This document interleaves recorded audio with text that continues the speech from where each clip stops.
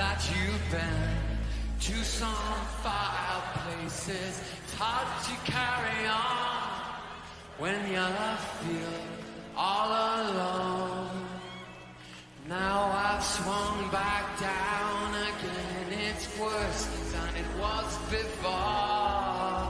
If I hadn't seen such... And it's Thierry Henry. And Henry is magnificent. It's absolutely magnificent. And when you need a goal, you need Thierry Henry. Something changed pace through the centre. It's Bergkamp. That's magnificent.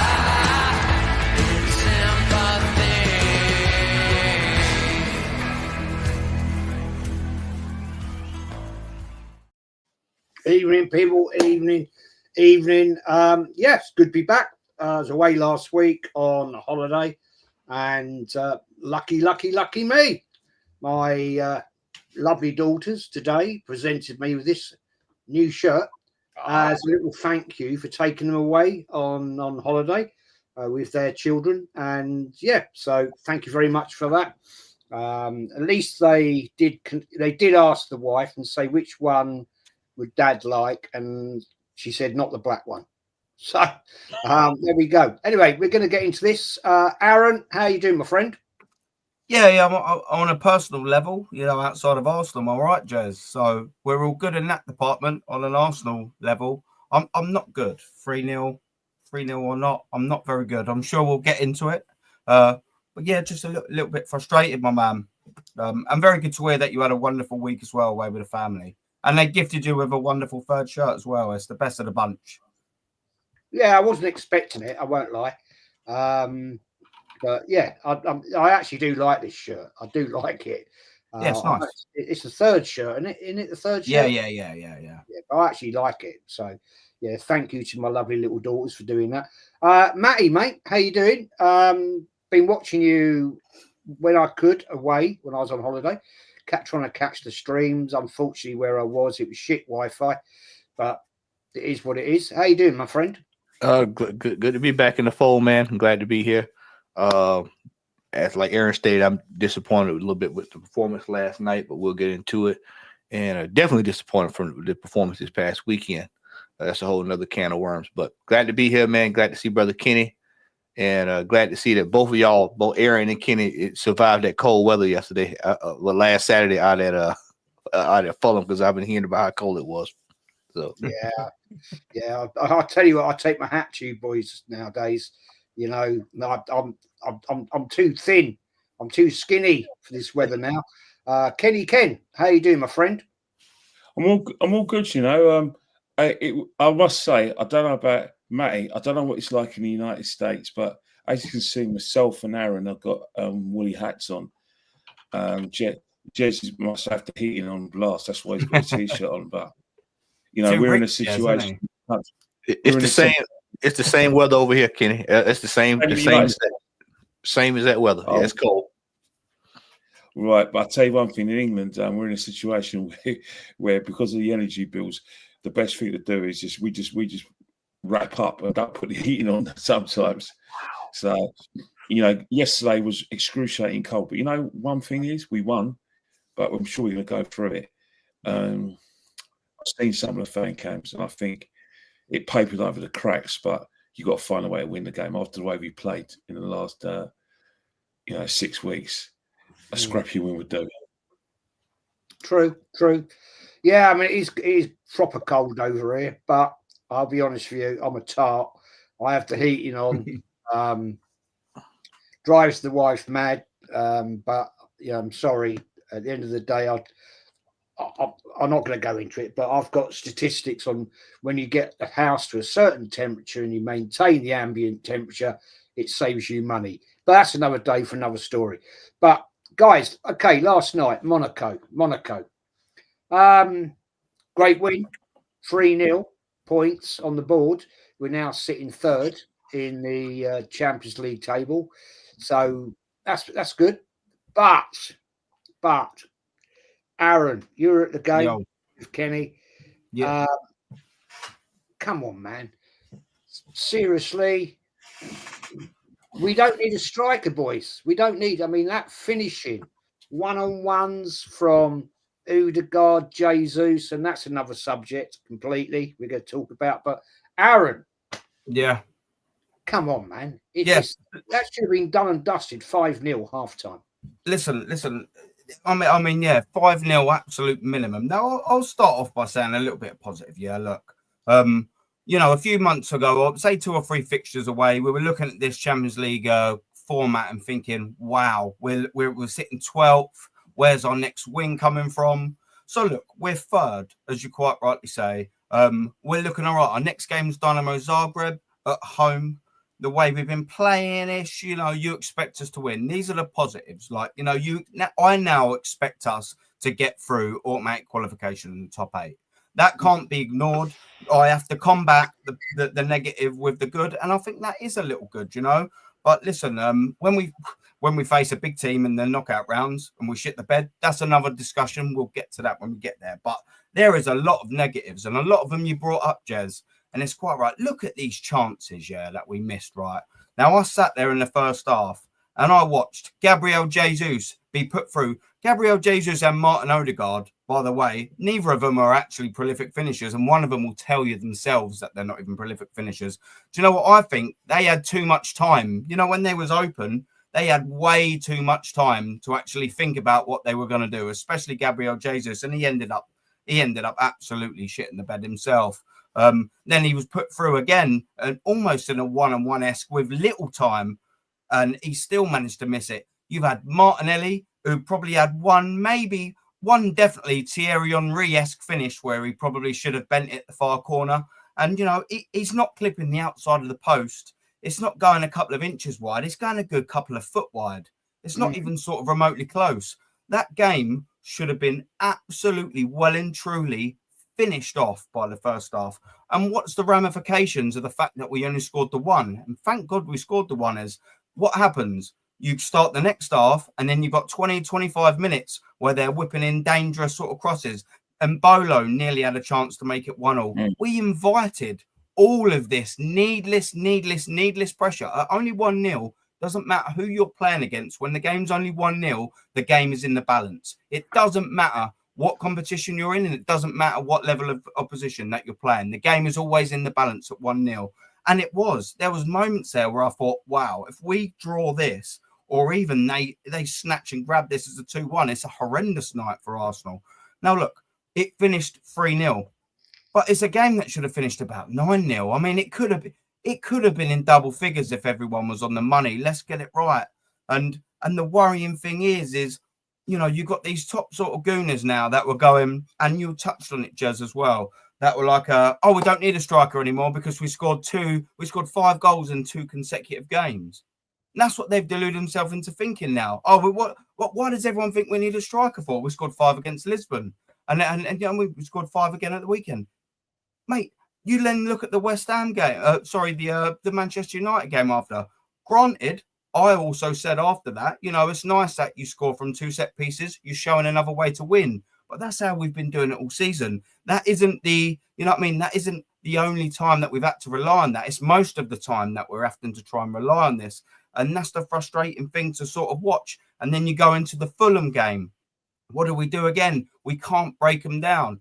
And the heartbreaking thing about that Fulham game is that, you're watching a team just completely devoid of options, devoid of attacking, devoid of anything that says, right, we need to win this. We had a perfect opportunity that game. I've gone a little bit off track from the Monaco game, but it has to be said. We've perfect little opportunity there to put some pressure on Liverpool. And Liverpool, for the vast majority of the third of this season, ladies and gentlemen, have had no pressure on them. They've done their things their own way. They've won their games. They've got their points. Fair dues to them. Absolutely fair dues to them. They've had no pressure. What do? We've had a chance now to close them down to 4 points, 4 little points. And what happens? We let Chelsea do it. And then we go into this game and then we can't hit. We score 3 goals when we should be scoring 10.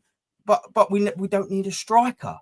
It's really, really worrying that this club is getting to this sort of stage. And I know, right, people probably think you just won 3-0 against Monaco. What's your problem? The problem is And what I've got, and I think probably what everyone in this panel and probably everyone in this chat sort of thinks is where's the wins come? Where's the win coming from? Where's the end game of this? We need a striker. This team will not win a trophy or a major trophy without a striker. People need to get that into their head. Like, you can't be missing chances after chances like that every other game. And then when you're not even creating the chances, then what are you relying on? Corners? And if you can't take them, what you're doing, you're drawing away to Fulham and you're going back 9 points. We went from being, what are we doing here, Jez? The worrying thing is Mikel Arteta has got this conned. He's got this whole fan base conned. And I'm gonna end my rant here because I could carry on going and I know other people want to talk. But let me just sign off by saying this, right?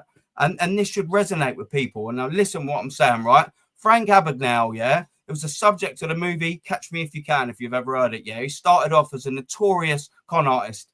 And amongst many other things, yeah, he was particularly infamous by one little thing that he done, yeah. He was handing out money collected by businessmen at an airport, putting up signs and dropping it in the box saying it was out of service. A massive notorious con man. You've got this number 2, Bernie Madoff, right? He was probably the most best-known con man because of the fact that he ran a single biggest Ponzi scheme of the whole entire history. And do you know how much he amassed? 64.8 billion quid. And do you know who the next con man is? Mikel Arteta, assigned by Arsenal, appointed on the 22nd of December in 2009, nearly 10 days away from his 5-year anniversary. He is a rookie manager signed by this football club, and he is not winning you a single thing, people. He's not winning the Premier League. He's not winning the Champions League. Stop taking your blue pills. He's poison, and we won't win anything with him. I'm sorry. There you go. My rant's over, boys. I'm sorry to start it like that, but well said. That's how I feel. Very well said. Very well said. I totally agree with what you just said. I think there's an awful lot of people. I've watched a few streams in the last few days and today, basically saying exactly what you're saying to a point. Kenny, you were there, freezing your nuts off again at the Emirates ground. But, mate, come on. No finishing. It's despicable, isn't it? Really? Really? Well, that's the thing. It's synonymous with the people who are guilty parties, the players who are out of form, with the exception of probably Odegaard, who's just come back from injury. But Jesus is completely out of form. He's completely a shadow of the player he was 2 years ago. Martinelli's another player that is a shadow of the player he was 2 years ago as well. So it's no wonder. And I see where Aaron's come from, because now getting to a stage where Martinelli gets into attacking the positions and you don't feel any excitement. You don't feel like normally 2 years ago you were really excited when he got into the positions. You was going to hit the box. Now you expect him to F up. You expect him to miss chances. And the irony of yesterday, the chance he missed, is that had it not been for can you hear me? Yeah, no. I'm telling people to listen. Yeah. Oh, sorry. Yeah. So in terms of had it not been for VAR, and if VAR intervened, he would have scored. It would have been a goal. So that's a chance missed, and that's a genuine worry. The left-hand side. We were told that with the money that Mikel spent, that this team is now ready to win big trophies. But you compare that to Liverpool and Chelsea, their left-hand side is kindly settled, and the same. And Liverpool's midfield is settled, and they've got strikers, good ones as well, on paper and by design. So when people talk about Liverpool and Chelsea falling away, that could happen. But Fulham told us that we're not fully back into form that we thought we were, because Fulham was a bit of a reality check.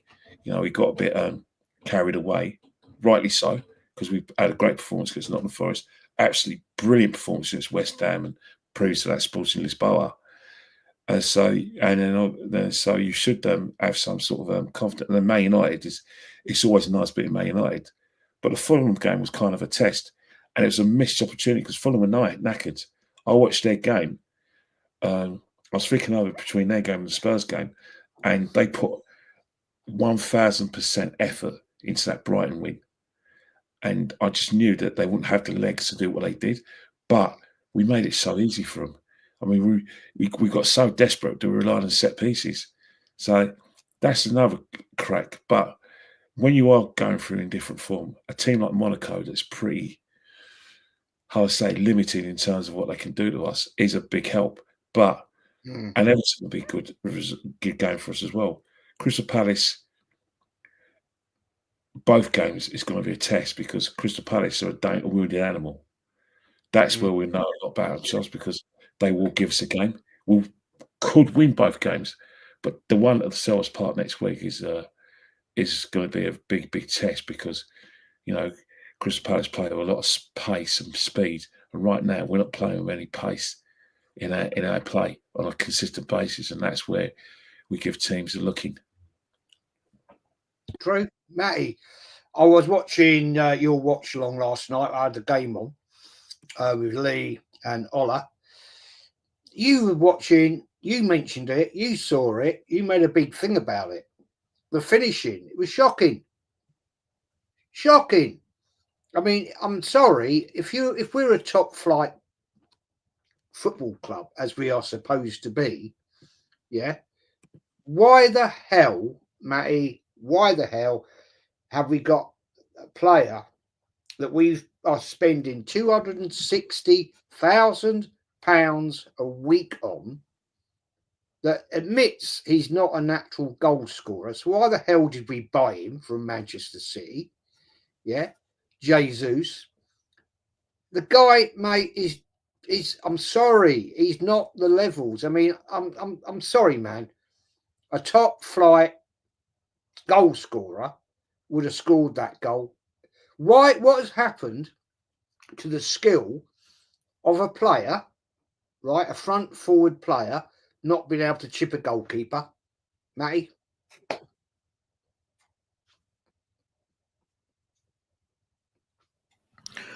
One goal in 32 games. One goal in 32 games of professional football. And he's making £250,000 a week. If that was any other player, that would be mass uproar in mass. We have to have a serious discussion about this gentleman because this gentleman is going to cost us at some point in some game when in a critical situation. It could very well be next week when we play Palace. He's not the only culprit. Martinelli. Kenny's boy, Martinelli. Martinelli. I have to give Kenny his flowers every time I see him because Kenny was sitting here last year. Get rid of him. And now you see why. There's nothing there. Both of these two have absolutely put a lot of work on the soccer. I used this analogy earlier today. You ever had to move furniture with a couple of friends and you got that one friend that just standing around and they're not doing anything, but you're doing all the heavy lifting? And you have to tell them, hey, boy, you gonna lift, you gonna help us out, you gonna do anything? That's what soccer's doing. Soccer's doing all of the heavy lifting. He's doing what he can to get us over the line. If he doesn't do anything, we don't do anything. Jesus isn't offering anything. He hadn't offered anything in a long time. He hadn't offered anything since Trossard was knocked out of the team for him 2 years ago when he came back off of the injury. He hadn't offered anything since then, if we want to get really down to it. And this manager is going to keep holding on. As a matter of fact, I don't know if anybody had a chance to go look at the manager's post-game reaction, but he said that Jesus is back. Wow. He said he's back. What level of delusion we're dealing with now? That's what I said. When I said, he's back, huh? Okay. All right. You were on a show with Tony Claude earlier. And Tony Claude, I didn't see the stream, where he said he was watching a channel, right? Mo's channel. And there was a lady on there saying that Jesus had a good game. Yeah, I've heard a few people say that. I can attest to that. I've heard this morning. I heard for a fact. I've heard one or two people this morning say that he had a decent game. He just couldn't score, and I was just like, wait a minute. Well, his job is scoring. He had 4 or 5 point blank opportunities. Odegaard had 2 or 3 point blank opportunities. This is the same exact problem that we've been pointing out all season long. We don't have the scoring. We just don't have it. And for me, I am mighty afraid it's going to show up in critical situations when we need a goal, when we are in the next phase of this Champions League and we're going against the likes of Real Madrid, because that's becoming a serious possibility that we're going to probably end up playing one of these powerhouses that got to go qualify the other way. And then that's the worst case scenario. That's the worst case scenario. And then we turn around and then we end up having to play one of those teams, or we end up playing a Dortmund or somebody down the line that is technically astute. And then we find out that we don't have 4 or 5 chances to score a goal. You only going to get 2 or 3 shots on goal, and you got to make the most of it then. Yeah.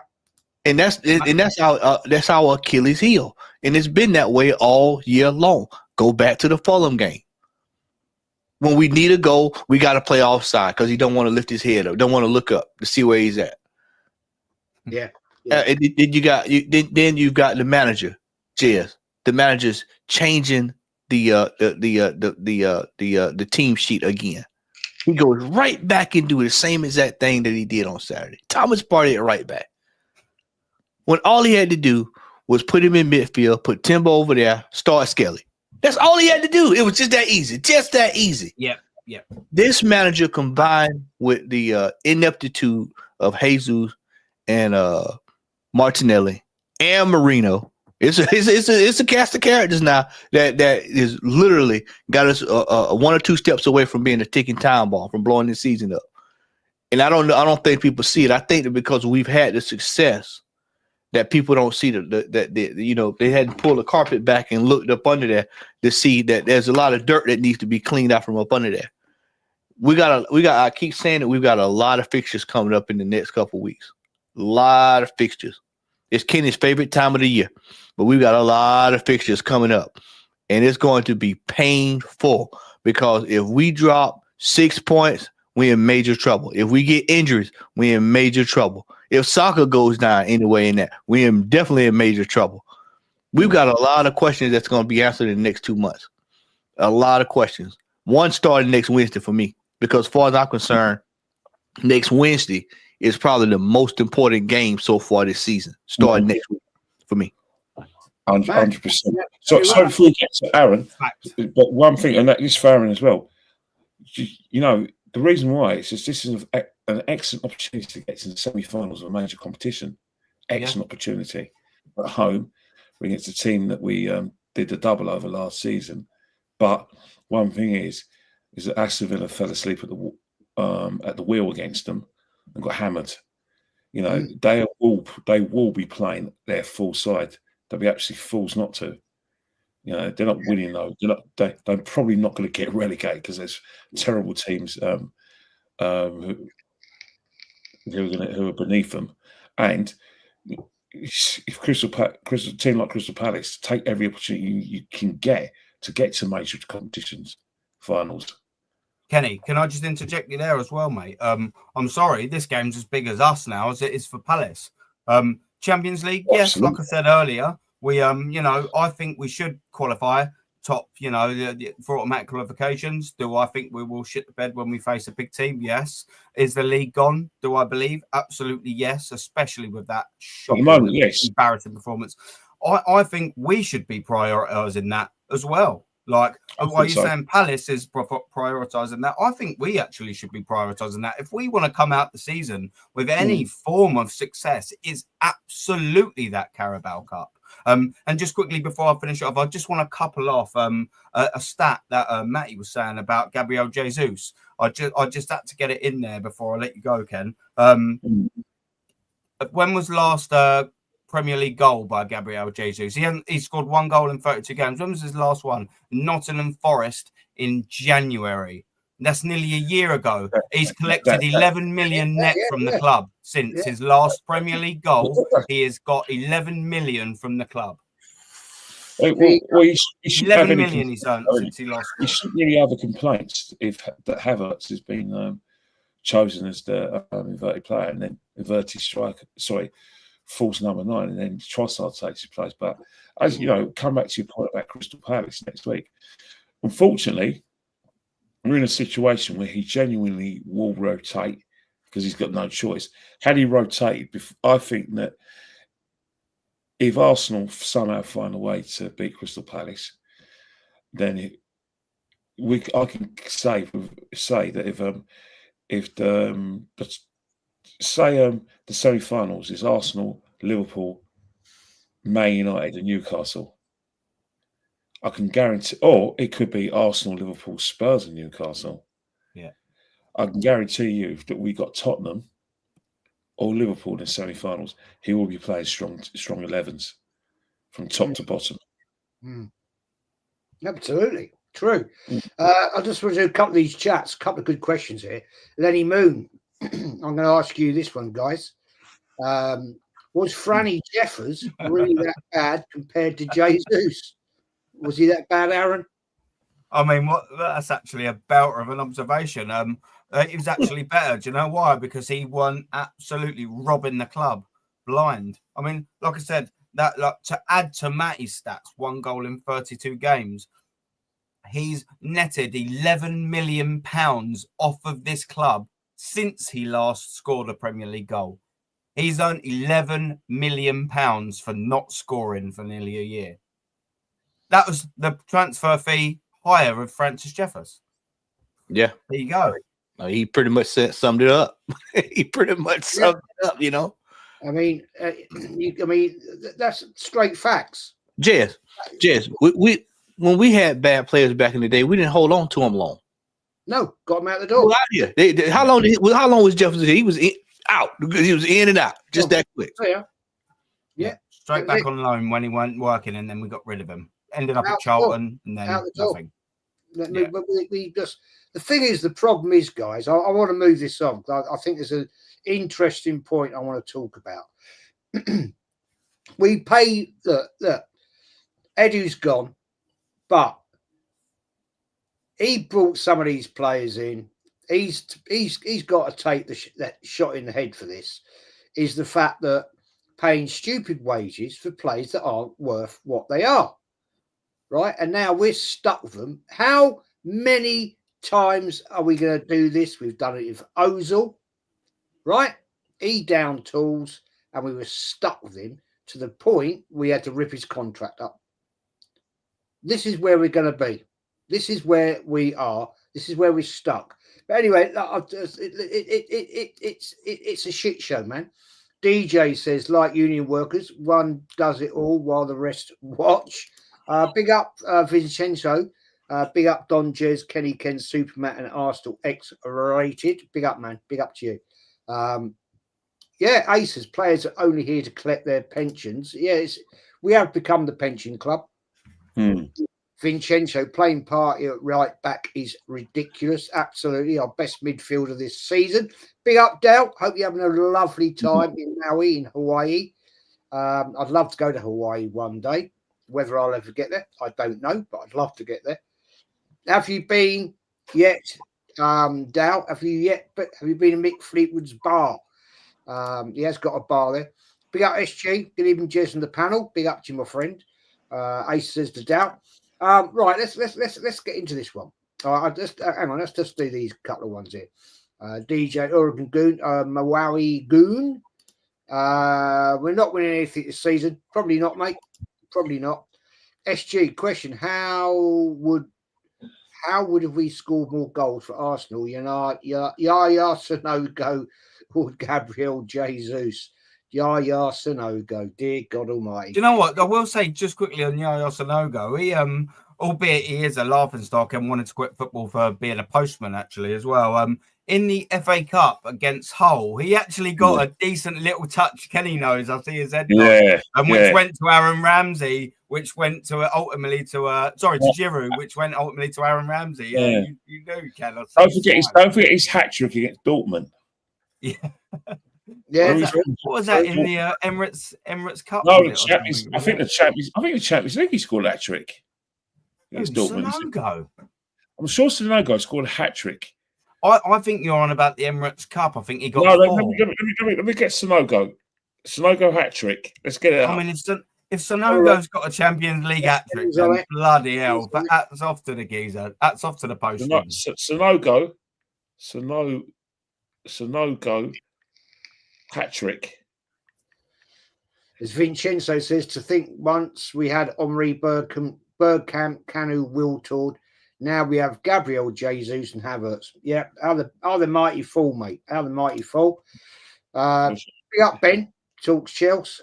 Big up, mate. Hope you're well. Who instead had a mess is SG. DJ, it's ironic. Edu gave an interview explaining overplayed players and underperforming, and he was going to fix that. Now these players are paid a lot more than when we gave that interview, and he's quit. There you go. There you go. To be fair, do you know what the circle of that? I've gone. Sorry, Ken. Go on.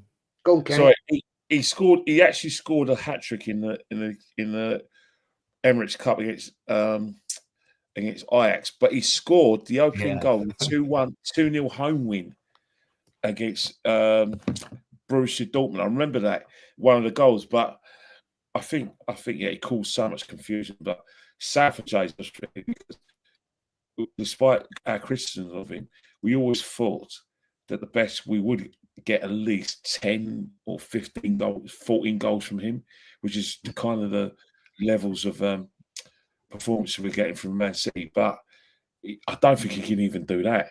But then again, he's not alone, is he? Saka, our top goal scorer in the league so far is Bukayo Saka with 5 goals. I forget Gabriel is probably second, isn't he? Great, is it? It's not great.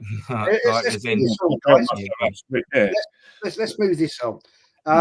Lewis Skelly, great performance, I thought, last night. I thought he had a great game. Young lad, 18. But I'll come to you, Kenny, on this one first, right? And I'll go Aaron. Tierney, left back, sat on the bench. Yeah, left back in the change room, as the old term used to be. What on earth is going on? I mean, it's clear. It's obviously quite clear that it's been clear for a long time. Unfortunately, it's been clear since Zinchenko came to his football club that Kieran Tierney's time at the club is all but over. Let's not forget he was on loan last season to, I think it was Zaragoza. So the writing's been on the wall. If a player comes back from a long-term loan and comes to that football club, there's a small percentage of players who come back in the first team, especially when they're established players. If you're young players and you go on loan, then you go there for first team experience and to learn the game. But when it's Kieran Tierney, his time's at the club's up. I mean, Mikel Arteta should have just swerved the question about Kieran Tierney, just change the subject. And I respect him a bit more. To actually come out and say that he's good as going to play is nonsense. It's rubbish. I don't think anyone believed that. Lewis Skelly is as far ahead of Kieran Tierney and Zinchenko, by the way, because remember, he was keeping Zinchenko on the bench for Champions League games and Liverpool game. But in terms of Kieran Tierney, the minute Mikel Arteta decided he wanted his full-backs to invert, that wasn't a problem. The main problem is he doesn't trust Kieran Tierney to do it.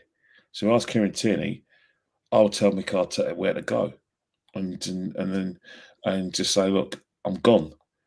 I'm gone. Club can threaten his contract. So stuff that. I'm forced to move because I can categorically tell you now there's a future of Kieran Tierney at Premiership club. I can think of clubs outside the top 6 who take him.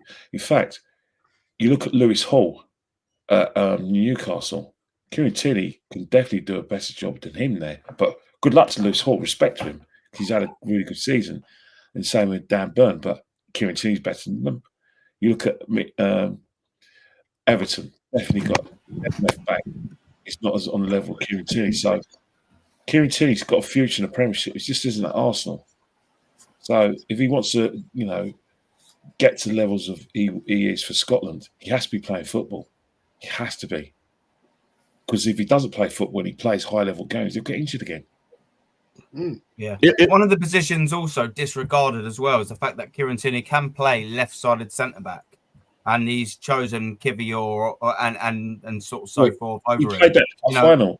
He played that cup final with Chelsea. Exactly, whilst we had Miles another person who, who could easily have played at right back for us, but Mick Arteta wanted to go a different way. So it's one of those things where Maitland-Niles took the plunge and said, "No, I've got a career and I'm gonna do it away from Arsenal." And I think players like Kieran Tierney didn't realise there is life after Arsenal, and you could win trophies after you leave Arsenal as well. Yeah, many have. So somebody just put it in the chat, and this is actually my theory. I think Kieran Tierney is going to end up probably at Villa. Yeah, like a Fulham, someone like that. Yeah. But I really think Villa is right up his alley. Yeah. Well, Emery rated him, so I can see that. Question from Rat. Brilliant question. Start with this one. I'm going to start with you, Kenny, and Aaron and Matty. I'm 18 years old. I want to ask if you guys would pick Saliba, Gabriel over Tony Adams and Steve Bould. He never watched him, so fair play, respect. Kenny Kent, go for it. I think it's an excellent question because I remember, in the overlap, there was one guy, I don't know, he did a podcast, I don't know what his name is, and I was actually quite furious with him when he said Saliba was better than Tony Adams. And then he mentioned how old he was. He mentioned he was in his early 20s, and he said that he'd never seen Tony Adams play, but he'd seen Saliba play. So my anger went, okay, fine. And that's the thing. But I can categorically say the problem Saliba and Gabriel have that Tony Adams and Steve Bould don't. They one thing is Tony Adams and Steve Bould, one thing is the football club. And for Saliba and Gabriel to be mentioned the same breath as them, or for footballing reasons, go past them. They have to win something, and that's when they'll be accepted as a top St Charles partnership. We think they're a great St Charles partnership, but haven't won anything. You know what I mean? At least Van Dijk has won the league and has won Champions Leagues. And he's playing Champions League finals. These guys haven't, and that's where, for me, I go on performances, and don't get me wrong, both Saliba and Gabriel got a lot more pace than Tony Adams and Steve Bould got. Steve Bould and Tony Adams were just as good as in the air as both of them, if not a little bit better. They had more leadership qualities than both of them. Yeah. And they play, and you know what I mean? And they knew their game inside out, and they knew each other's games inside out. I still think that compared to Adams and Bould, it's still a very fledgling partnership. Adams and Bould, we're talking about 89, way up 89, 91. Then you sandwich in the 92, 93 cup finals in the 94 European Cup Winners' Cup win. We're talking about 5 or 6 years between the both of them. So they're more established, but you want to be part of that conversation, right? They have to win something, and then we rub our hands together, and then we either have a fight in the cobbles about who's better. True. Aaron. Yeah, listen, man. Yeah, look, Tony Adams, Steve Bould, their working partnership. I've just thrown this in there. I'm not going to influence you whatsoever. No, you go. But if you don't agree with me, you're in big trouble. Tony Adams, Steve Bould were the working partnership. They read each other like a book. Mate, give me your opinion, and I'll come to Matty. Yeah. Listen, now to add on what Kenny said as well is I don't know whether this is an Arsenal thing or whether this might be a Premier League or an English thing. But Tony Adams might be either the only Arsenal or the only Premier League player to captain a league-winning side in 3 different decades.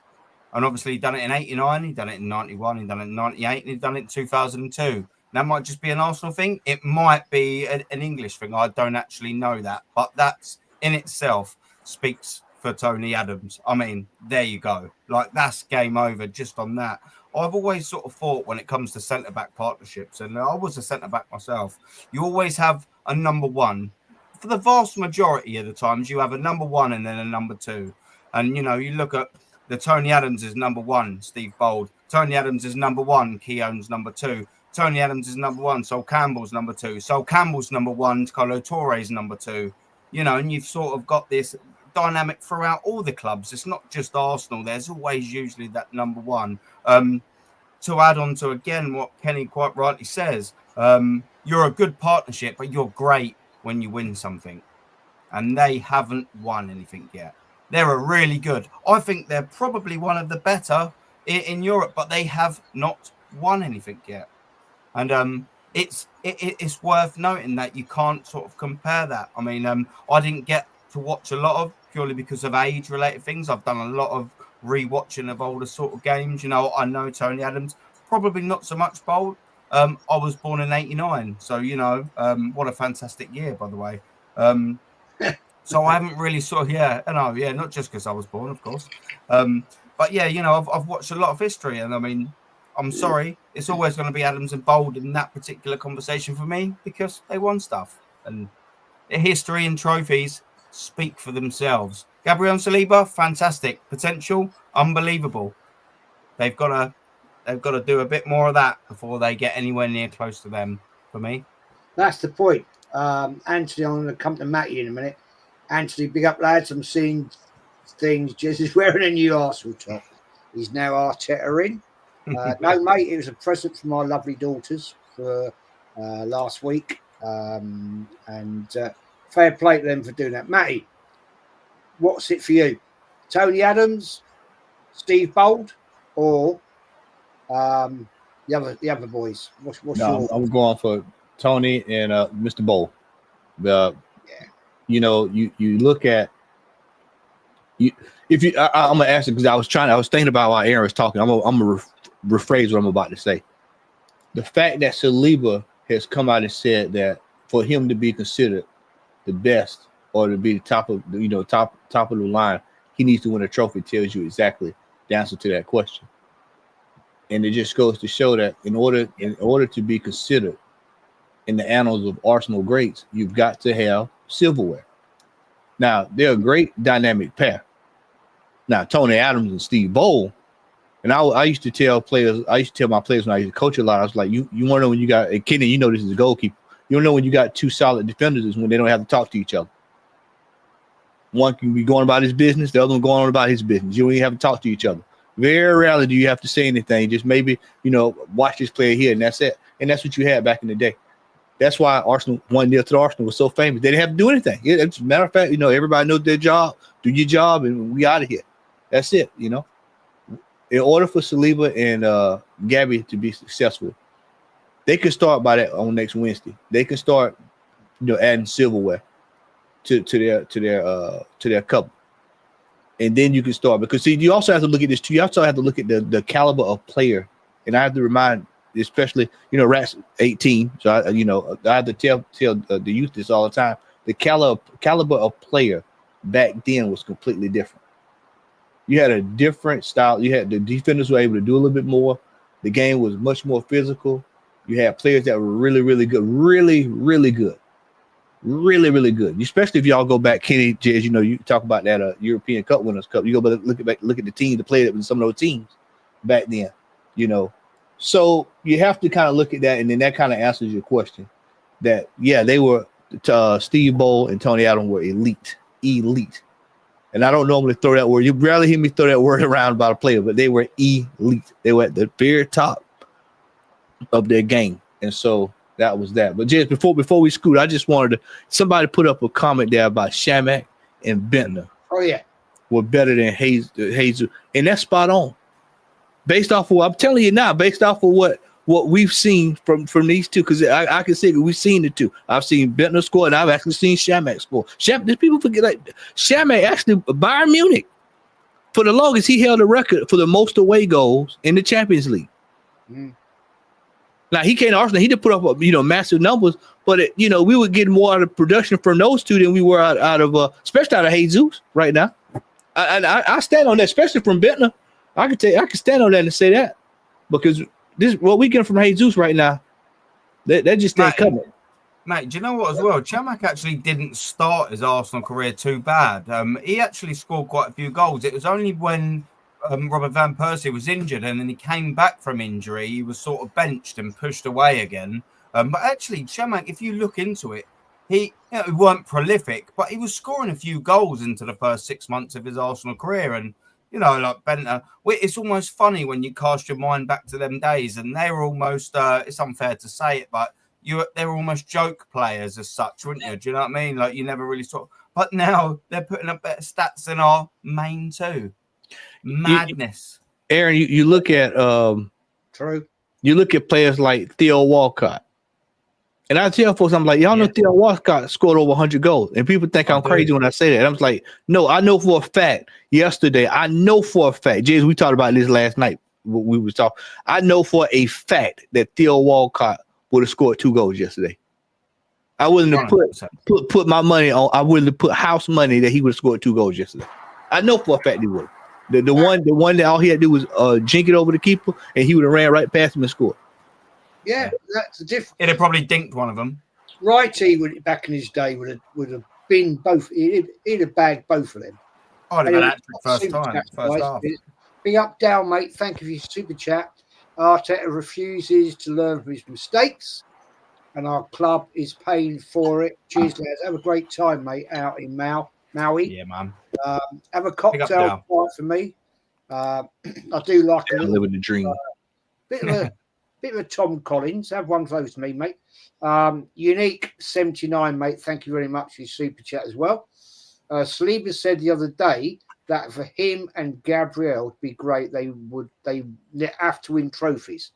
I love his attitude, absolutely.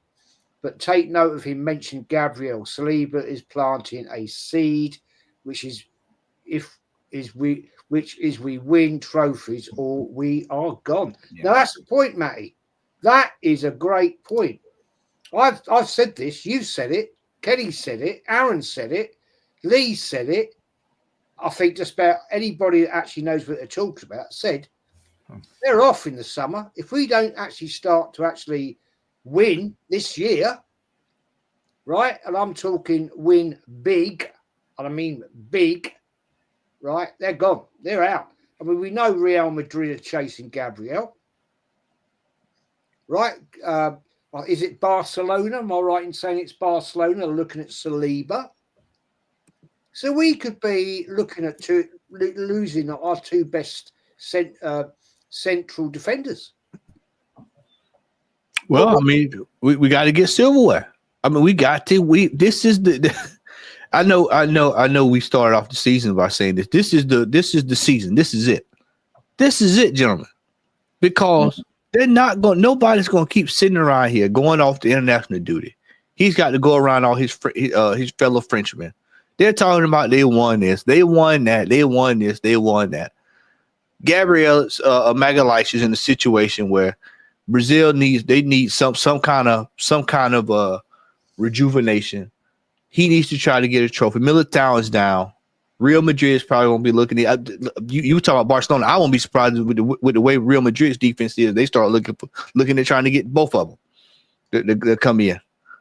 Yeah. But we've got to get something done this year. And not only that, let's just keep it real. Let's just keep it real.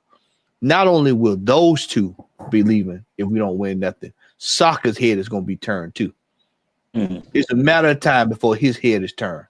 And that's the one that's going to hurt everybody's heart because they're going to say, how could he leave? He wants to be successful. Nobody wants to go to work. I said this the other day on the podcast with y'all. Nobody wants to go to work and don't be recognized for the hard work they put in. You putting in 40 hours a week and you not get recognized for it, you're going to go look for something else somewhere else.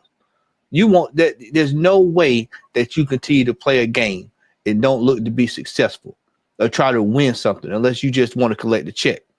But for me, a player's ultimate goal in sport is to be successful and to win because that's what you're there for. Yeah. Can I ask our panel a question? Is the Carabao Cup enough to feed Gabriel and Saliba? I don't think so. And co. Not really, no. No, but it's a start. It's just because the problem is that you got to grab your opportunities whilst you can, because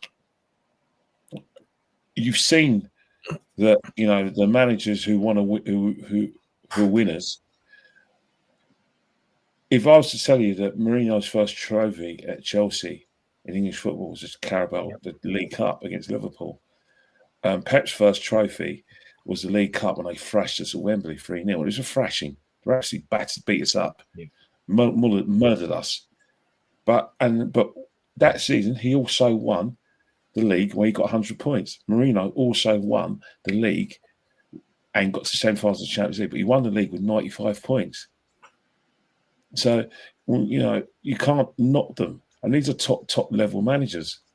You know what I mean? They have to win things. Mourinho when he won in 2014, 2015, his first season back, Chelsea finished third. But when they won the title in 2015, Mourinho, they won the League Cup against Tottenham, Pochettino's Tottenham. So a lot of Arsenal fans rubbish the League Cup because they're spoilt by the Champions League. And it's not just Arsenal fans. A lot of fans do that. But let's not forget, you can rubbish the FA Cup and the League Cup as much as you want. If you look at the, Roll of Honour, look at the names on the League Cup trophy, recent times, and look at the names on the FA Cup trophy. Now tell me how many teams outside the top 6 have won it. I can only think of a few. I can only think of Portsmouth, Swansea, Wigan. Yeah, that's a great shout. And that's about it, really. Well, Leicester's won the FA Cup, haven't they? Leicester's won the FA Cup. Yeah. And that, but that's about it. If you go back from 2012 in the League Cup, only Swansea have won it outside a big team. And if you look at the FA Cup since Wigan have won it, I can't think of apart from Leicester City, only Leicester City have won it since Wigan won it in 2013. So you look at the big clubs like your Ten Hags, winning the FA League Cup and the FA Cup kept him the job. Yes, twice. Yes, yeah, twice. Just did a super chat, man, from SG. Big up, mate. Thank you very much indeed. Javier's hairline would have scared the defence with then Jesus and Havertz. Yes, that's not bad. That's not a bad shout. A couple of things I'd say before we wrap this up. Man City, what's gone wrong? What's gone wrong? Aaron, what's happened? What's happened to Man City? Not one wheel's fallen off. They've all fallen off. I know, yeah. The old cart sort of seems to have gone. Do you know, it's probably just sort of something where all you're seeing is just the end of a line of a football team. Now, not the manager, but I think what we're seeing is they've had their best player injured. Now, we all get injuries. I'm not saying that that's an excuse, but Rodri, let's get it right. I think, does he still have, or did he have like the longest winning consecutive run or something? Something ridiculous in terms of Premier League games. We're seeing an aging squad. Gooner's come back. It ain't worked out. Bernardo Silva's getting that bit older. Kevin De Bruyne is getting that bit older. We're seeing an aging squad that are coming towards the end of their. Let's get it actually right. If Arsenal were better in the last 2 years, Manchester City wouldn't have won 2 league titles. Let's actually put it in actual fact. If Arsenal would have been a little bit better at their job as a younger team, wanting to actually a hungrier team, they bloody should be. Manchester City wouldn't win a league title for 3 years, and they won't win it this year. I think we're just seeing the end of an era. That's sort of how I'm saying. And Pep Guardiola, it does happen every club. The problem, I think, though, Aaron, here, right, I'm going to put this right there, is they will bolster back again, right?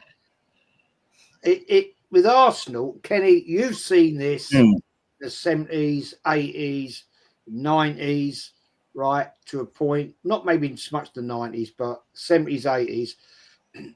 It takes Arsenal forever. It's like Arsenal are like turning a bloody aircraft carrier. It takes forever to turn it around, right? And then eventually, suddenly, they'll get it right. The jets will fly off, and we start winning shit. Now, that's a stupid analogy, I know, but that's the best one I can think of right now. Well, no, you're right, actually, Jez and Sam, because it took us 18, 19 years to win the league at 89, didn't it? Yeah. You Yeah, know? yeah, you're right. So you're right. Yeah. Kenny, I mean, they're going through a dip, a major dip for them. Self-inflicted, though. You know it's self-inflicted. I'm sorry, but you know, everyone says that they will struggle when they lose Rodri. I think it wasn't catastrophic because they had Kovacic, but without Kovacic, to actually like play as the CDM role, they're not playing any different than when they played against with Rodri. With Rodri in the team and with Kovacic in the team, they were leaving gaps at the back. They were getting counter-attacked.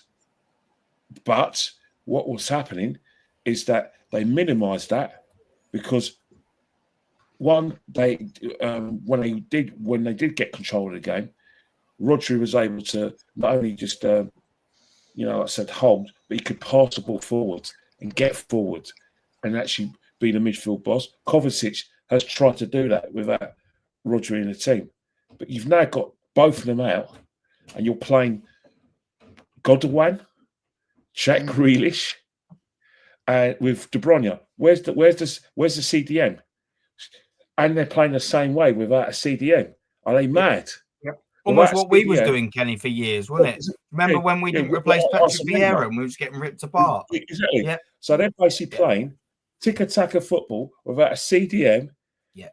And then what was happening is that all these teams are thinking, hang on it, we could just, you know how people used to say, you run through Man United, you can walk through Man United's midfield.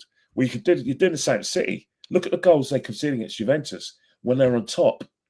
But because Erling Haaland hasn't got his shooting boots on, and because they're not taking their chances, all you have to do is soak it up, and walk through that midfield. The goals they conceded against Tottenham, again, no Kovacic, playing attacking players in the midfield without a CDM. Is there any wonder why Man City are getting smashed to pieces? Because they're still playing the same way, but they haven't got a CDM. If you want to play the way Man City play, you have to have a CDM. If not, and against top teams, you have to have two of them in there. Good point. Fair point. There's a very good comment, actually. Very good comment. I'm going to do the super chat. Thank you again from SG. Trophies will come according to top Gooners. I'm going to come back. I'm going to star that comment, mate. I'm going to come back to that one. But as Christopher says, Jez, you say City will turn it around with signings, but look at their recent transfer business. Nunes, Savinho, Doku, Phillips, and bringing an aging Gundo back were all shocking signings. I mean, that's a fair point, Aaron. That's a fair point. Yeah. I want Aaron, please comment on that. Matty, I want to get your opinion on that. Yeah, look, listen, it's well, for a start, it's an absolute 100% fact. It's something I think we all sort of sleep on because Manchester City have been so good in general with signings over the years.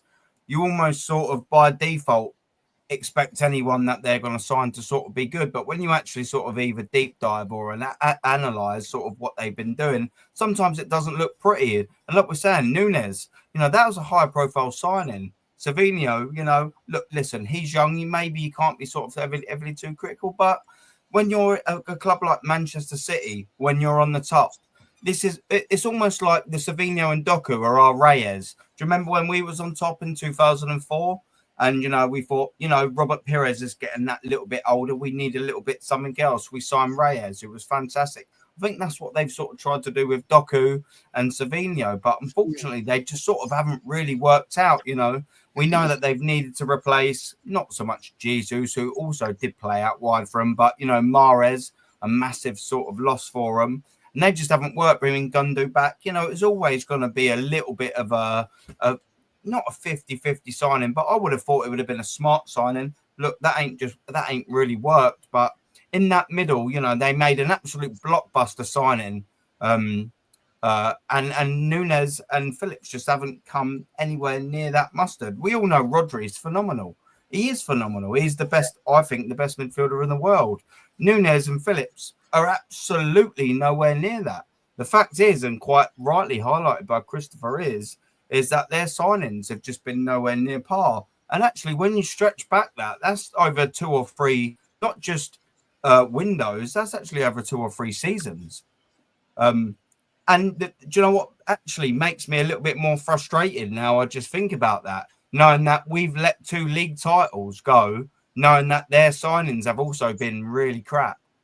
Like them signings there have stretched over the 2 or 3 seasons that we've finished second to them. That's actually makes me feel a little bit more pissed off, if I'm being honest. Matty, what do you reckon, mate? Because I mean, there's a bit of dross in there, but not like the dross we bought. Let's be honest. What do you think, mate? I think they looked at us this year because we didn't do anything. They didn't do anything. But I think it kind of backfired on them. It's like, well, hell, we should have, got a couple of signings. And that's ultimately what I think is going to happen. I think they're going to make 2 or 3 signings in January. Now, for all this talk about falling off and wheels rolling and everything, they're only 2 points behind us in the league, which is crazy as hell.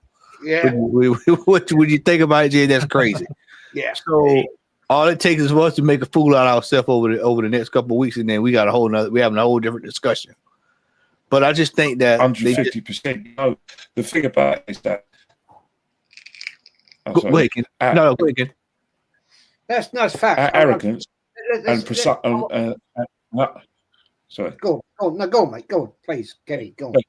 I think what if you look at our fans, we generally didn't see Liverpool coming. We generally haven't seen Chelsea coming. It's a fact that we a lot of fans are not coming out with remarks that make Arteta will need to get the sack if Liverpool or Chelsea finish above Arsenal, and that is their breaking point. And I was saying, well, hang on here. People seem to forget that Chelsea have spent money on probably the best youngsters in world football, and all they need is a manager to get them a gel.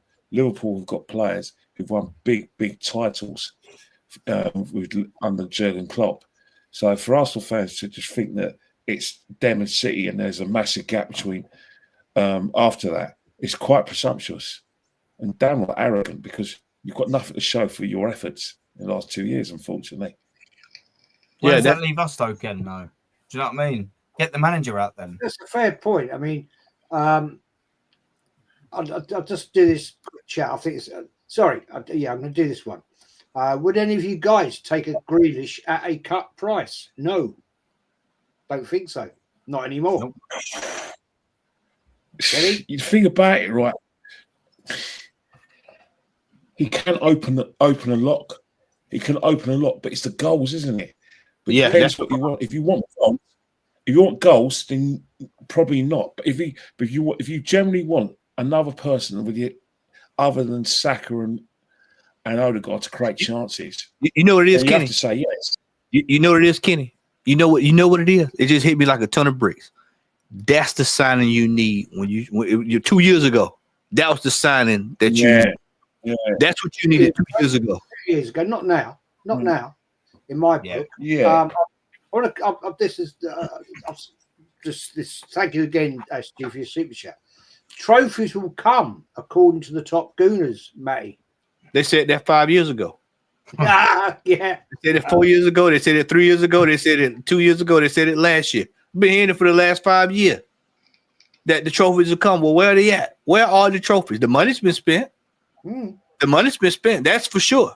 Where are the trophies? Where is the silverware? Aaron, you said it perfectly. City is technically in the middle of a rebuild, and we were challenging 2 times for 2 years there. And it doesn't even look like we've done anything when they were supposed to be rebuilding. You would think on the surface, if you see a team rebuilding, we surpassed them in some aspect. No. United was in the worst form they've ever been in the history of me watching Manchester United, and they still got more trophies than we did. Yep. With a manager who was supposed to be watching. Management? Is that down to management? It's down to management. It's definitely down to management. When you got Chelsea, let's not forget Chelsea's 4 years removed from a Champions League. I mean, just think about this now. Look at the trophies that everybody else is wanting. Then look at us, and then you hear somebody, "Oh, the trophies are coming." Okay, well, all right. So are taxes. I mean, Does death. No, that's true. That's true. Okay, I don't want to keep you guys here for too long. Let's talk about. We've got Everton at home this weekend. Should be Aaron. Should be you'll be at the game with Kenny. I won't be. Sorry. No, I actually won't be at this game. I sold my ticket to a friend who wanted to go. Quite gladly, if I'm being totally honest with you. He hadn't been to an Arsenal game for a long time. He said about getting him a ticket, and I was like, "Listen, fucking have mine. Take mine. Have it, please have it." Yeah. So I've actually got a peaceful Saturday. Yeah, but go on. Sorry to cut you, Jez. Oh yeah, sorry. Give me your prediction, man. Give me your prediction. Yeah, listen. It's one of them things again, you know. When we get to like the crunch where Arsenal play Fulham away, and there's a little myth about sort of Fulham. Actually, the games before we done well at Craven Cottage, and then the last two games, obviously we've stanked the sort of place out. If we'd have won that game against Fulham that we're drawn, we'd have probably won this game. It'd have been no sort of different. Arsenal will probably win 4 or 5-0 against Everton. Do you know why? Because the pressure's off again, isn't it? The pressure's all off, and we're no pressure FC, Jez. And by that I sort of mean, when you've got sort of an opportunity for Arsenal, like I said, to close gaps and things like that, we don't do the business. But now we're probably going to be 9 points behind Liverpool again. We'll probably steamroll this game, probably 4 or 5-0, and it's just a pointless game. It's just another game to just tick over, because what we're in, Jez, is a top 4 battle. That's what we're in now. Yeah. We're in a top 4 fight. Okay. It's just a tick over game. Do I expect them to win? Yes. Do I expect them to win convincingly? Yes. Is the pressure on? No. It's just going to be one of them so-so games we'll all forget about. We won't really remember it. That's just, unfortunately, I don't know whether it's everyone else's reality, but it feels like it's my reality. It's just going to be one of the games that, pass you by, forget it. On to the next one. I'm sorry I couldn't give you any more insight onto it. That's just how I'm feeling about it at the minute in the league. I get that. I get that, because it's a game we should be killing them. Let's be honest. Matty, I mean, Everton at home, let's be honest, we have got a massive good record against Everton at home. We should be actually bashing the crap out of them. Hey, I'm just going to say this. I'm just going to say, with a striker, I'd expect 5-0 and nothing less. I'm expecting a draw. Oh, no. Really? Because this manager has a problem with Sean Dyche coach teams. Wow. 23-24, we drew them 2-2.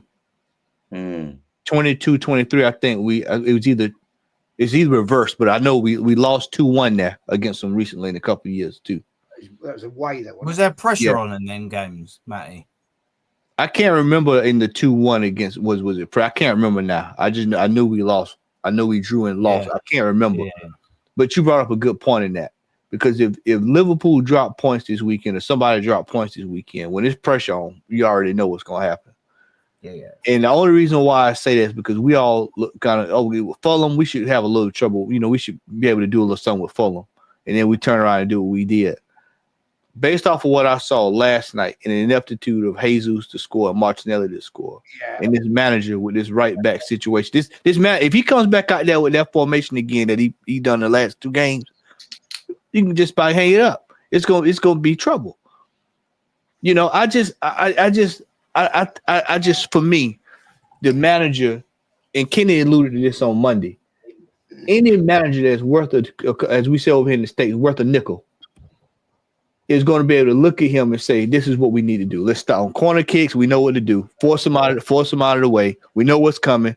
Make sure you account for Saliba," which is going to bring me to another point. And then you look at soccer. Let's lock him off and make somebody else beat us. And then if they can't, we'll just take the draw, because they're in that situation. They'll just take a draw right now for where they at, and that'll do them fine. But the $1 million question, gentlemen, panel, that you heard it here first. Nobody's bringing this up on other channels, but you heard it here first. Is Magalhaes gonna play this weekend? Because if he don't play this weekend, and you got Kivio in there, we know Kivio struggles with physical players or physical defenders. Yeah, you remember tying shoes and all that stuff. You know, that was Everton. I think one of them games was Everton that we had trouble with. So on paper, it reads we should blow them away. But in reality, with Arteta as the manager, it could very well be a draw. So I would not be surprised if we drew this game this weekend. I want us to win, but I wouldn't be surprised if we drew it. Matty, to couple what you say as well about Kivior, when we signed him, all his statistics were actually quite good.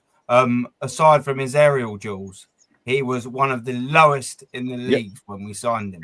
And you know this. I know you know this. It's no new news to you. It might be news to some other people. But the point that you're making there against all physical players, we've got one of the worst aerial centre-backs. And Aaron, also, Lee brought this up last night after we got off. We were in the back. And Kenny, I don't know if you caught this, but Raya had a rough night last night. This ball distribution was rough. Been rough the last two games. Have you noticed that? So I'm hoping that that's just a little issue that he's dealt with the last couple of games, and that he's not developing into something. He's got the entrees. He's got the entree ananas, isn't he?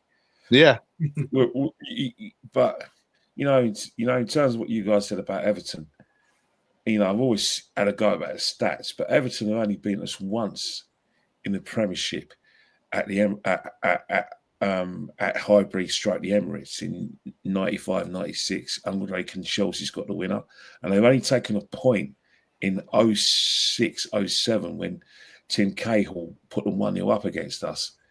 So if you look at our record against Everton, it's been a situation where Everton's been pathetic. I've been to games where we've beaten them 7-0. I've beaten them 4-0. I've been to games 5-1. The minute we scored the first goal, it's game over. Last season, obviously, I didn't make that game. I didn't get to see much of it. But Everton, all intents and purposes, raised their game. For once when they played against us. I mean, this Everton, I don't know. I think depends. Because right now we make heavyweight of winning football matches. That's what I'm saying, Ken. That's the thing. Yeah. And that's the thing. As Everton, have they got the quality of a top side? Not really. Are they similar to the sort of opposition we played yesterday? Probably, but it's one of those things where it can either go either way. Either it could. The thing is, if Sean Dyche was managing Burnley, then all day long, mate, I'll say, yeah, you got a point here, mate.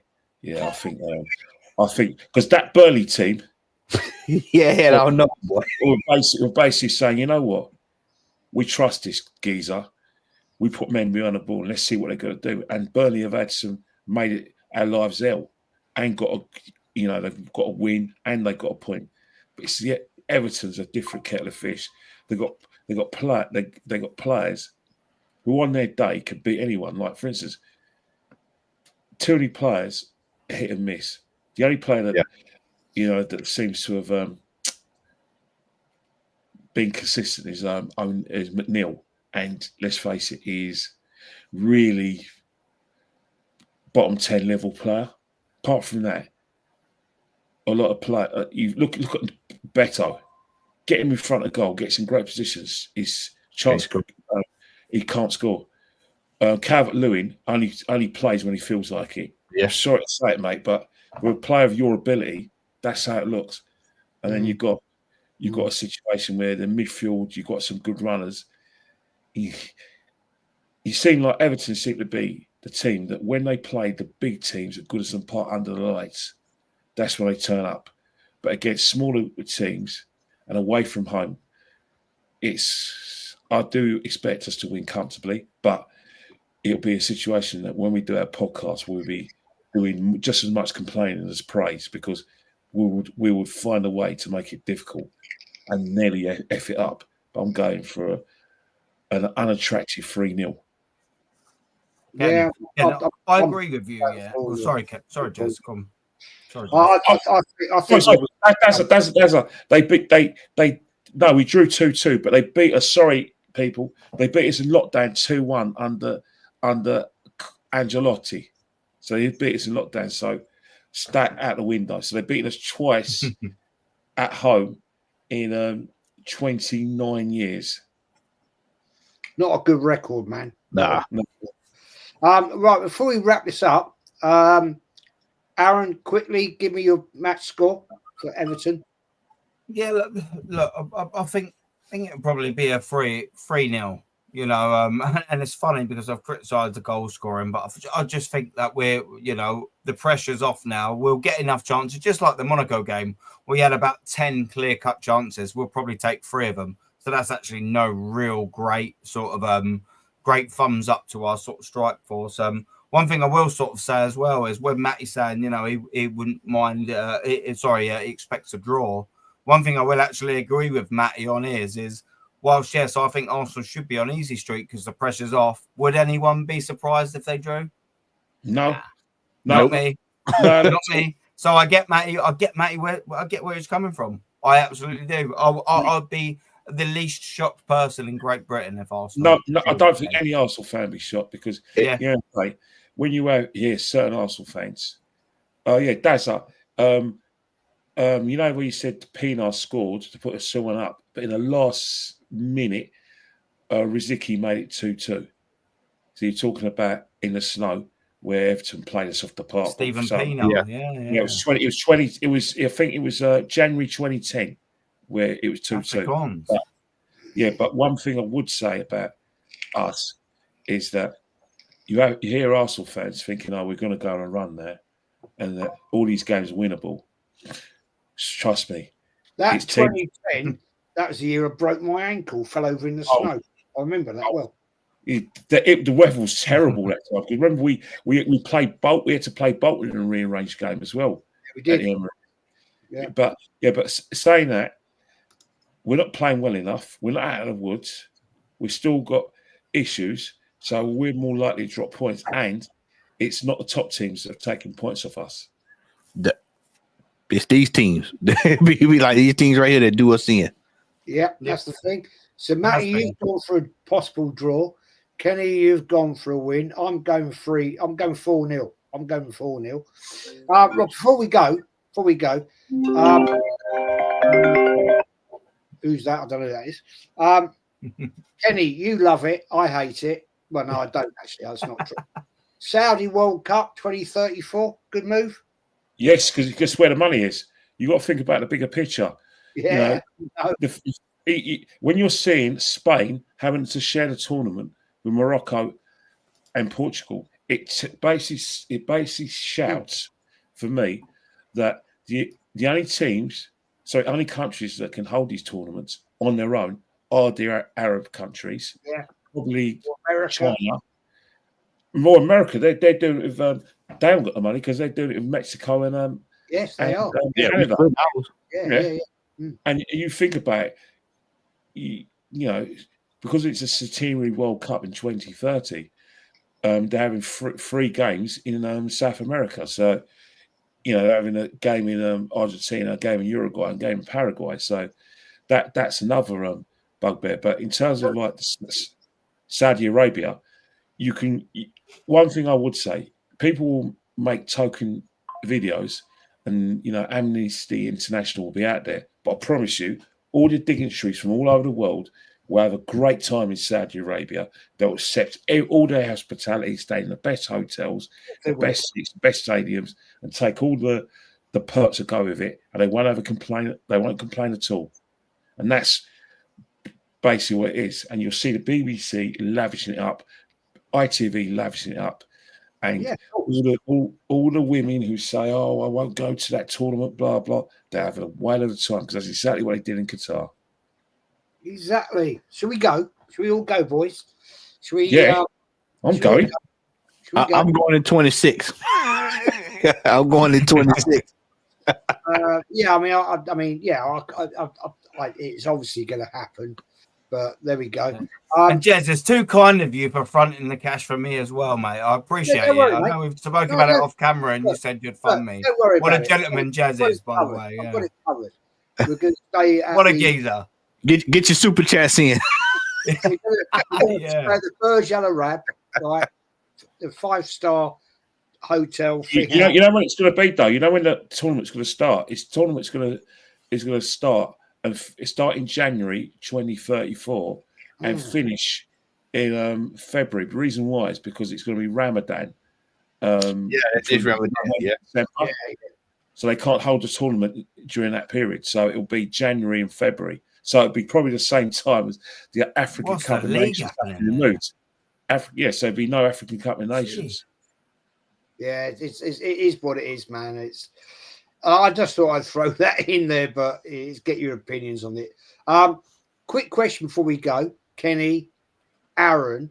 I've set the quiz night for the 17th, which is a Tuesday. Is that the wrong night for you, Kenny? Because I know you do a show with. I do a show with Dan because it's 6 o'clock. Dan does shows around. He does shows about 9 o'clock and 10. Okay, that's right. Damn, I'm gutted because I've got to go up against you, Ken. I was hoping you was fucking busy. Wherever there's a quiz, my nostrils get excited. It's like It's like me going past a Chinese restaurant and smelling the sick Chinese seasoning. There's no way. I've got to go up against you, Kenny, against the quiz. It's like Arsenal versus fucking Dagenham and Redbridge. It's unfair. Well, you've got Jack and you've got Kyle as well. Kyle's beat me once. He did once. The only time ever you got beaten by 2 points, I think. No, beat me, yeah. And Lee Gunner beat me by a point. Did he? Yeah, I've lost 2 quizzes. Okay. Well, I'll just give you a heads up, boys.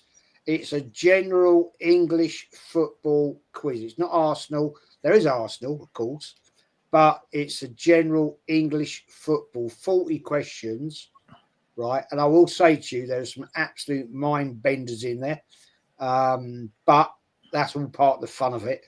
But we're going to wrap it up, boys. Aaron, my friend, Arsenal X-rated, channels blossoming beautifully. What you got coming up, my friend? Yeah, do you know what? Yeah, after I was a little bit ill on the Fulham game. Yeah, so I haven't I'll do something towards the end of the week, but I haven't actually got anything penciled in. Do you know what I mean? I've just sort of been taking a little bit of a break from the Arsenal. Really, I've been going to the games, obviously, but I'll be back there for something to the Everton. I'm not going to the game, so I might either do a little watch along or do a little preview or a review or something like that. Do you know what I mean? It's there or thereabouts. But yeah, no, there'll be a couple of bits coming up. Yeah, good, man. I watched you the other day and everything, so that's good. Kenny Ken, who wins the Australia versus India series, poised nicely. Good question. Good question. 4 years ago, India won at the Gabba. Australia, it was the first time Australia lost at the Gabba for a long, long while. Last time lost at the Gabba was against West Indies in '84, but they lost to the West Indies last year at the Gabba. So, and the thing is, it's the Woolen Gabba in Brisbane, yeah, where normally the first test of an Australian series at the Gabba. But one thing about India, you never write India off for a peril, and they have come back from defeat. And that's why it's keenly poised. I think India may win the series because I still think they got a better balanced side than Australia. Australia got an aging batting lineup. Steve Smith is on the way down. He hasn't scored he's only scored 1 century in a year in 2023. So he's struggling. And Marnus Labuschagne is back in form, but I think Australia's best chance of winning the test, I don't think they'll win at the Gabba, but at Melbourne, if they pick Scott Boland, I think they've got a good chance of winning because Scott Boland always does well at the MCG. Jez, just quickly, there's not going to be any cricket questions, is there? No. Not in my time scale. Sorry, Kenny knows my opinion on cricket. But yeah, I'll give you that. Hey, Matty, the USA do have a cricket team, by the way. Remember they played in the cricket 2020 World Cup. Yeah, they do. They do have a cricket. Now I don't know anything about the cricket, but I know they got a cricket team. That I do know. They've actually won a few games too. Recently. You know enough about cricket. There's a sport called cricket, and that's it. The only cricket I know is Jiminy the cricket. That's the only cricket I know. To me, it's a ball fest, but I get it. People love it. I understand it. Hey, whatever. Matty, my friend, as always, what you got coming up, my friend? This weekend I won't be with Lee and the guys. I'll be traveling this weekend, but I'll be back on Sunday morning. Tony Clark, Gunner, Jeds, if you're free, I'll get the time over to you and let you know. We're gonna have a big round robin chat on my channel. We'll be discussing. Kenny, if you're free as well, and Aaron is the invitations out there. Big, I like my panels, massive panels. So we'll have everybody over there Sunday, and then of course I'll be back with Lee and Ola on Wednesday. Getting ready. Well, Monday I'll be back with the Real Talk podcast, and then Wednesday we'll be getting ready for the. Hopefully we've flashed Everton by then, and we might. I hope so, Kenny. I hope so. I'm praying we do. If you want to join the quiz, man, you're more than welcome. You're more than welcome. I'm gonna let y'all have the quiz, man. I'm not gonna come out and get destroyed. So let y'all have it. No worries. Just get the history books out, boys. Kenny Ken. The fucking Christopher, mate, you don't piss me off, mate. I look, if you love cricket, I get it. I get it. You know what? But you know, one more cricket trivia for Christopher. South Africa are as good as going to be playing the World Test Championship this June at Lords, but who meets them is either between India or Australia. If India win the Test series in the Australia 3 times in a row, they play in the World Test Championship, where they've lost every final. They've lost to New Zealand in 21, lost to Australia in 23. Would it be third time lucky for India if they get there? That is. I don't know. I have actually. I will put this out there. I did go to a England cricket match at Lords 20 odd years ago as a corporate guest, right? Knew it. No, I didn't know. It's a freebie all day. It was against West Indies. It's against the West Indies, and England got absolutely battered. The day I was there, I think it was a 3-day game. I'm not sure, but I loved it. It was a great day out. In the fact of that, I got absolutely bollocksed on and eating, but it was. I actually had to keep asking people, "What's happening then? What's going on here? What's happening?" And I think I pissed a few people off by saying, "Like, don't you know what's happening?" No, but never mind. Kenny, mate, as always, what you got? What you doing? What you got coming up? You'll be at the game at the weekend. Well, I'm going to the game at the weekend. Because it's Arsenal. Got to do that. Obviously, you can do the fan cam with Lee afterwards. I'm going to wrap up. I'm going to wear my super dry jacket because I've been absolutely pathetic. I wore a light jacket with the gloves and the hat against Fulham. And Fulham's ground is near the River Thames, right on the back of the River Thames. Yeah. You can imagine. No, it's freezing, but it was loads of puddles. So I was basically pulling my trousers up like an old man, and they basically went up my knees because I was scared of getting my tracksuit bottoms, dirty with the muddy water. And then when I got to Putney Bridge, it was freezing. And yesterday was catastrophic for freezing. So this time, even if I sweat like a pig, I'm getting that super dry jacket on right now. Yeah. Going down the cottage is always in the winter. Horrible. It's horrible. Lee told me the 2 coldest grounds that he's ever been to, I think he said, was Fulham and Stoke. Yeah. Oh, Stoke, man. Hey, guys, I recommend Selhurst Park because I'll tell you one thing, on this cold day, we are so squashed in. Yeah. That you actually keep each other warm at Selhurst Park because that ground, bloody hell.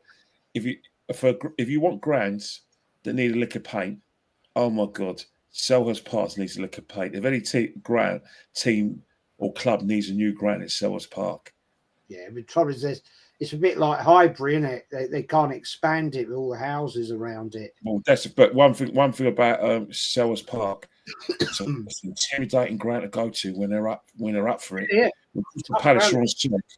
Doesn't matter who they play, they can give any team a thumping. And I've been there when we've got a couple of thrashings. Really bad. It's walking to Selhurst Park. It's pretty much in it, really. I accommodate it similarly to going to Millwall. You're walking through all them houses. Yeah. Like, a bit like walking down New Cross Road at Millwall, and you walk into the ground there. It's all a little bit intimidating. Not as horrible, but it's not easy. But anyway, boys, thanks everyone. Anyway. Aaron, go on.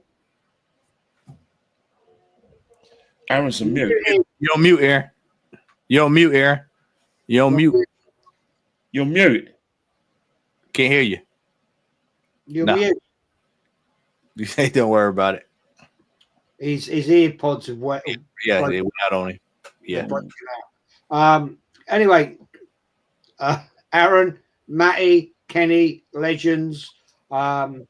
Aaron, Kenny, get swatting for next Tuesday, 6 o'clock. There are some shitbag questions in there. Seriously. Hey, Jez, all I need is a pen and paper. Because I remember one time when I couldn't find my pen, it wouldn't write. And a lot of my opponents wanted the quiz to carry on because I did have a pen. Anyway, I'm looking forward to that next week. I'll see you boys at the weekend with fan cams and all that palaver. Next Monday, I might do another show tomorrow. I'm not sure yet. But thanks everyone for joining. Thanks for everybody that's given the super chats. You're absolute legends. I never asked for them, but thank you anyway. Go do the outro, and we'll see you all very, very soon. Take care, people.